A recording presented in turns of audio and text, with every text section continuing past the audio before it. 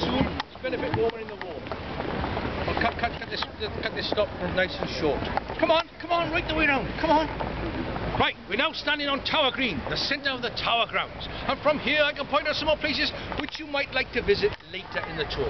Now in this country, we all have village greens and Tower Greens throughout the country, right? They are bandstands, as they say, and maypoles. We don't. We have a private scaffold site. I'll describe it to you later. Now down here to your left, down this cobblestone path, is the entrance to the famous Bloody Tower. In there you will see the displays of the two boy princes. Sir Walter Raleigh, The History of the World, his book. And also you will see how the portcullis and drop gate is assembled, right? You see the ropes and everything. And believe me, they still work to this day. Now moving to the right there, you can see some houses with blue doors, okay? They are home to Yeoman Water College. In fact, can you see the third blue door from the left? The one with the large white surround? Can you see it? That's probably the most famous and haunted place in the Tower of London. Why? That's where I live. And why is it haunted? My wife lives with me. No, I love her dearly, I love her dearly. She got the Christmas tree lit. I have to tell her off. Now, if you move to the right, then you see, ladies and gentlemen, this tall, perfectly preserved, black and white building, known, Tudor building in fact, known as the Queen's House. It was actually built as a wedding present for Anne Boleyn. Unfortunately, she was executed in 1536, okay, but that wasn't completed till 1539. However, it is reputed that she spent her last night there before being executed here. And the bedroom, ladies, that she slept in is reputedly to be haunted, okay, haunted. Another famous prisoner there was the fifth wife of King Henry VIII, Queen Catherine. Another famous gentleman to be held on the top floor for his offensive writings, some of you may have heard of him, was a gentleman by the name of William Penn. Whilst he wrote his controversial pamphlet, No Cross, No Crown. He was only released on the condition that he leave this country.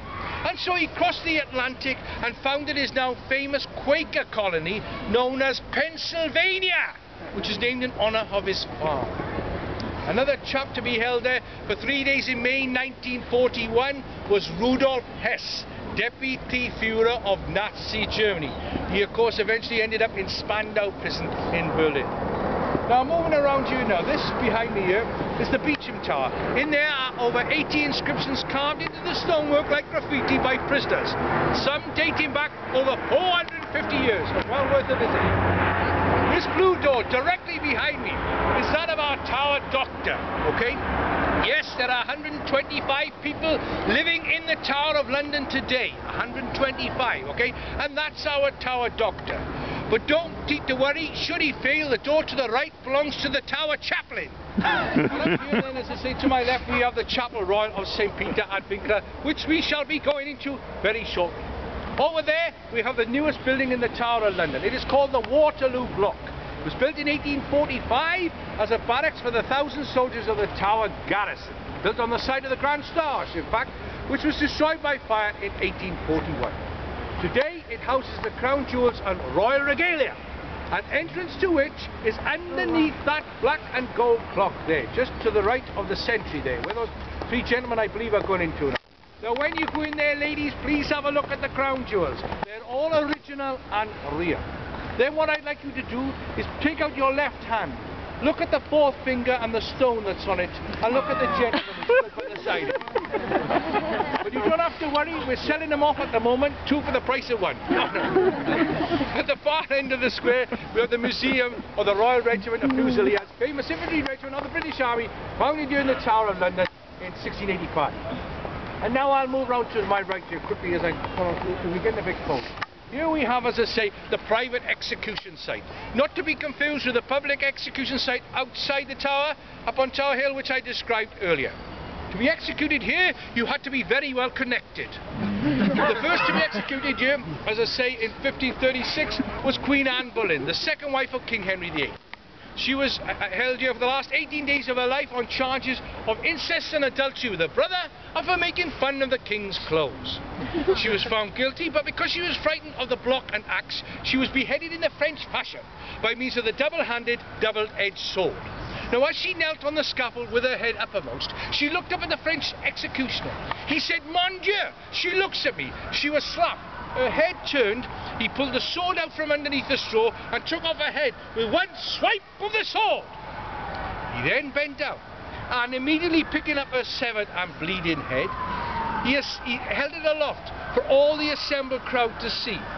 There were gasps from the assembled crowd.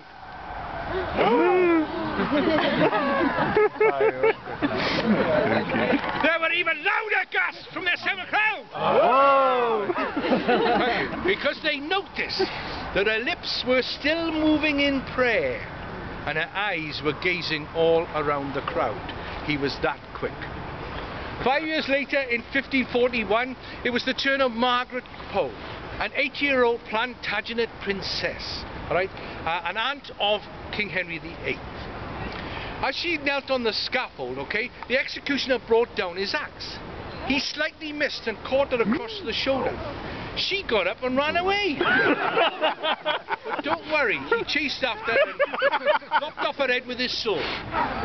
The following year, in 1542, the axe was to fall twice. First on Queen Catherine Howard, 5th wife of King Henry VIII. She was tried and found guilty of adultery. As she stood on that scaffold, she declared, "I die the Queen of England, but I would prefer to die the wife of Thomas Culpeper."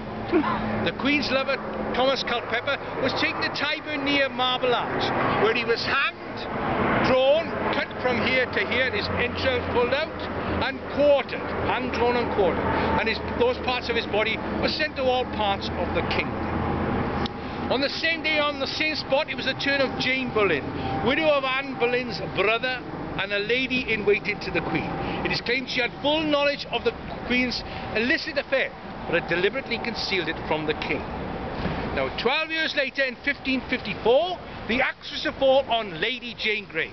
In 1553, after only 9 days on the throne, she was overthrown by the more powerful and popular claims of Mary Tudor, eldest child of, as I say, King Henry VIII, by virtue of his first marriage to Catherine of Aragon. Now, having secured the throne, Queen Mary now ordered that Lady Jane Grey stand trial on charges of usurping or stealing the throne in England, even though she'd merely been a pawn in the ambitions of her father-in-law, John Dudley, Duke of Northumberland. Now, from a window where she was being imprisoned, please look over there at those 3 blue doors. The middle blue door, the window to the left of the middle blue door. From that window, Lady Jane Grey, the uncrowned Queen of 9 days, saw her young husband, Lord Guildford Dudley, as he was brought out of the Beecham Tar and taken up to his execution up on Tower Hill. Later, she would see his headless corpse in its coffin as it was returned to the Tower before being buried in the Chapel Royal. Within 1 hour, this young lady, who had recently celebrated her 17th birthday in prison, would be brought out and executed here before being buried alongside her husband. I'll point it out to you later. Now, the last to be executed here in 1601 was Robert Devereux, 2nd Earl of Essex, and a great friend of Queen Elizabeth I. He was sent to command a military expedition, but finding difficulties from all stages, he returned home without permission and became the centre of a plot to overthrow the aging Queen Elizabeth I. And now, ladies and gentlemen, we're about to enter the Chapel Royal of St. Peter ad Vincula. Nice and warm in there, okay? Lovely and warm in there. May I remind you that it is still a place of divine worship. So, gentlemen, if your religion permits, would you kindly please remove your headdress? There is to be no eating, drinking, smoking, or photography inside. And if you have one of those instruments of the devil, the mobile phone, please turn it off now. Or better still, throw it into the River Thames. Ladies, you can give me your telephone number first. Now, as we got just a second, wait for it, wait for it. As we enter the doorway of the chapel, please be aware there is a small step in the doorway, all right, for 1.5 inches high. It has been there for 700 years. It will be there when you go in, and it will be there when you come out, okay? It is said to be haunted and has a tendency to rise up and trip up the unwary. Ladies, again, you do not have to worry. I shall be there like a coil spring to catch you should you slip up. Gentlemen, you fall where you drop. Come on, let's get in the